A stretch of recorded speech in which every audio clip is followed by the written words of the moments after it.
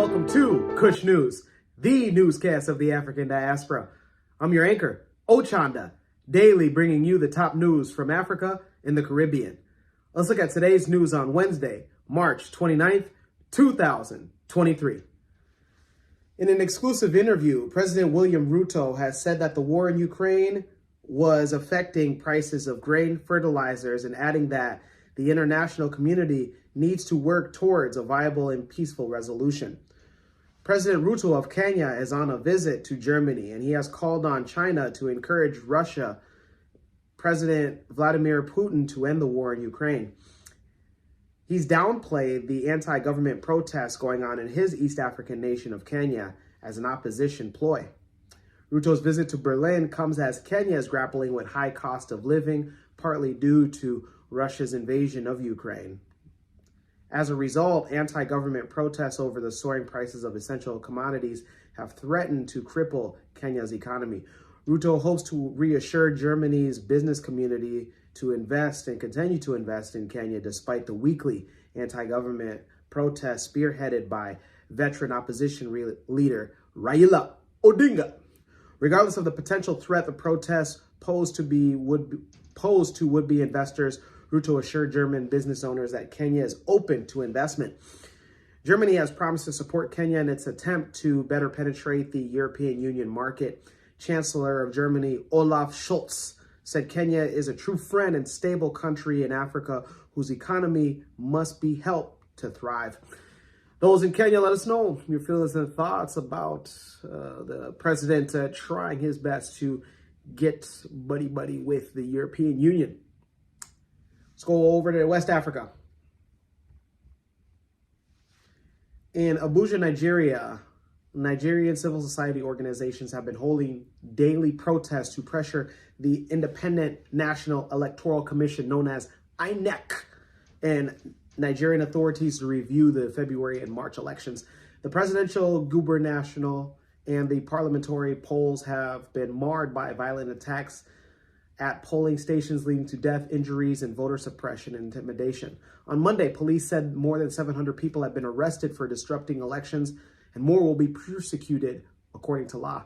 As music filled the air, protesters and civil society group Free Nigeria Movement held up place cards and marched in the streets of the capital on Tuesday, Abuja.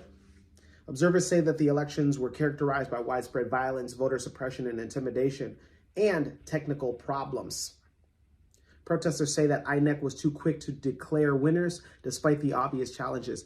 They also say that the commission failed to honor its promise to electronically transmit results during the presidential polls. Bola Ahmed Tinubu was declared the winner of February's presidential elections. On Monday, National Police authorities said that 781 people were arrested during the February and March polls combined.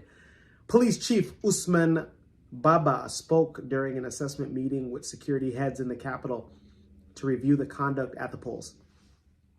He said that the police also recovered 66 firearms from suspects. The opposition, People's Democratic Party and the Labour Party, have filed petitions challenging INEC's declaration of Tinubu as the president-elect. Tinubu of the All Progressives Congress Party is expected to be sworn into office in April, but many may be waiting to see if protests or court petitions change that. Those in Nigeria, let us know your thoughts, feelings, and again, congratulations on your new president-elect, Tinubu. Let's go back to East Africa, specifically Somalia. Forces and the local people known as Mawisli started a military movement against Al-Shabaab in the Haran region.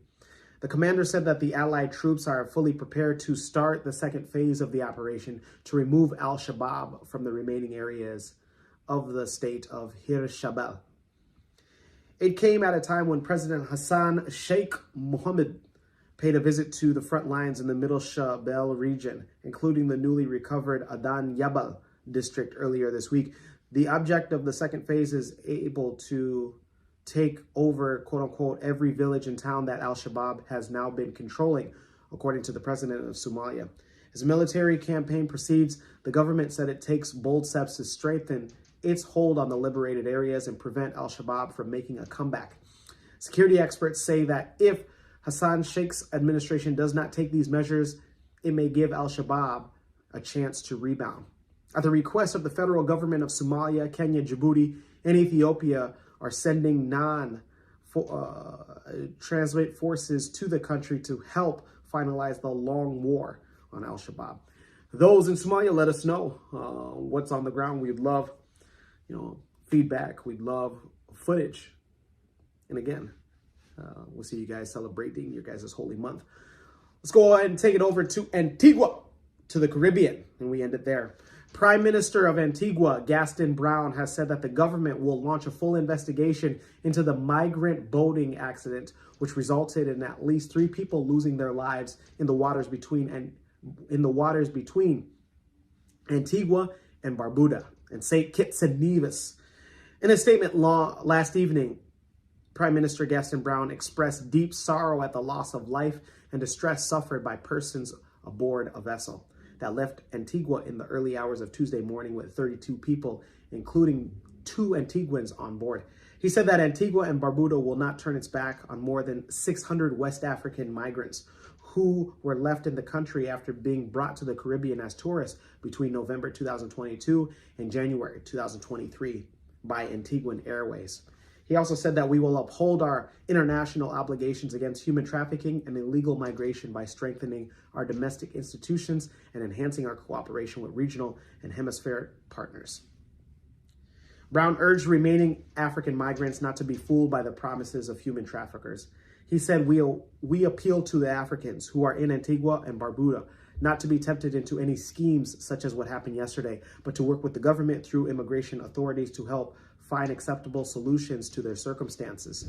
A multi-nation search is underway to find at least 12 migrants who are still missing at sea.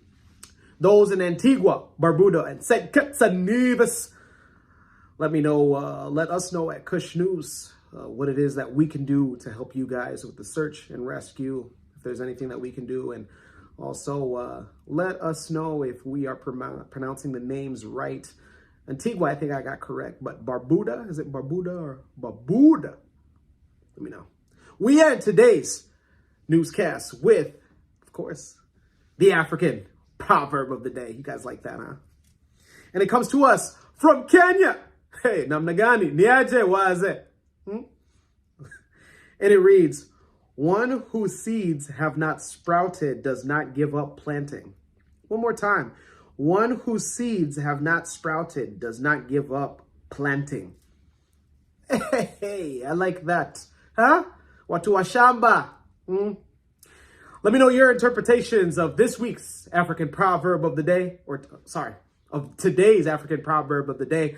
Also, let me know your views, comments, questions, and concerns on today's top stories. Don't forget to like, subscribe, and hit that notification bell. Again, like, subscribe, and hit that notification bell. We upload an episode of Kush News each and every day. For Kush News on Kush Convos TV, I'm Ochanda. We'll see you next time.